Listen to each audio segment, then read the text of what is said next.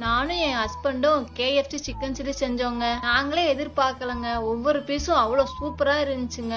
வாங்க இந்த ரெசிபி எப்படி பண்றதுன்னு பார்க்கலாம். ஃபர்ஸ்ட் ரஸ்க் எடுத்துட்டு இந்த அளவுக்கு பொடியா அரைச்சு வச்சிருங்க. அடுத்து மசாலாவுக்கு என்னென்ன பொருள் தேவைப்படுதுன்னு பார்க்கலாம் வாங்க.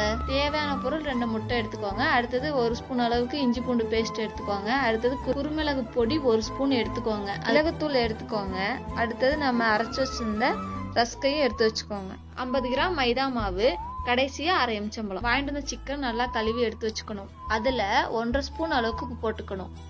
அதுக்கப்புறமா 2 ஸ்பூன் அளவுக்கு மிளகாய் தூள் போட்டுக்கணும்.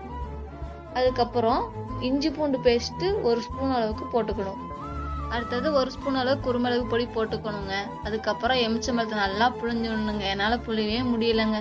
அடுத்ததா என் ஹஸ்பண்ட் தாங்க எனக்கு ஹெல்ப் பண்ணாருங்க. நம்ம போட்ட பொருள் எல்லாம் சிக்கன் நல்லா மிக்ஸ் ஆகிற மாதிரி கையை விட்டு நல்லா மிக்ஸ் பண்ணிக்கணும். எனக்கு சிக்கன் சும்மலே ஆகாதுங்க.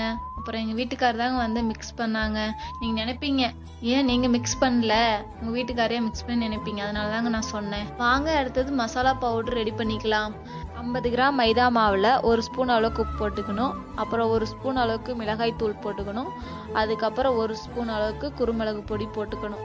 அப்புறம் அதை நல்லா மிக்ஸ் பண்ணணும். நல்லா மிக்ஸ் பண்ணிட்டு இந்த அளவுக்கு நல்லா கலர் மாறுற மாதிரி நல்லா மிக்ஸ் பண்ணிக்கணும். 10 நிமிஷம் ஊறினதுக்கு அப்புறம் இந்த மாதிரி தாங்க இருக்கும் சிக்கனு. வாங்க அடுத்து சில்லி போட போலாம். ஃபர்ஸ்ட் 2 பீஸ் சிக்கனை எடுத்து நம்ம ரெடி பண்ணி வச்சிருந்த மசாலாவில் நல்லா பிரட்டிக்கணும். பிரட்டி எடுத்த சிக்கனை முட்டையில டிப் பண்ணிக்கோங்க.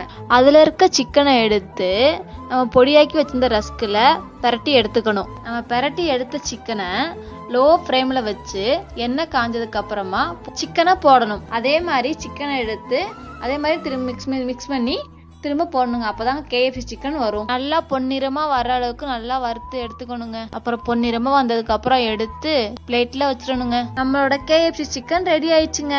ஒரு பீஸை எடுத்து ஓபன் பண்ணி பார்த்தா அவ்வளவு சூப்பரா இருக்குங்க. அப்படியே சாப்பிடலாம் போல இருந்துச்சுங்க.